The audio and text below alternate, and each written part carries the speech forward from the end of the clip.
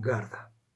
Ricardo Carballo Calero, vanguardista, vanguarda, vanguardista nos anos adolescentes cos seus primeiros poemas, vanguardista na Federación Universitaria Escolar na loita pola liberdade contra a ditadura de Primo de Rivera, vanguardista galeguista no Seminario de Estudos Galegos, resistente contra o fascismo, loitador pola República, de logo encarcerado e represaliado, vanguardista no seu tempo de ensinante no Colexio Fingoi en Lugo, vanguardista monumental coa súa historia da literatura galega contemporánea en 1963, vanguardista cos seus poemas do pretérito imperfecto e o futuro condicional, gran vanguardista coa súa novela Escorpio.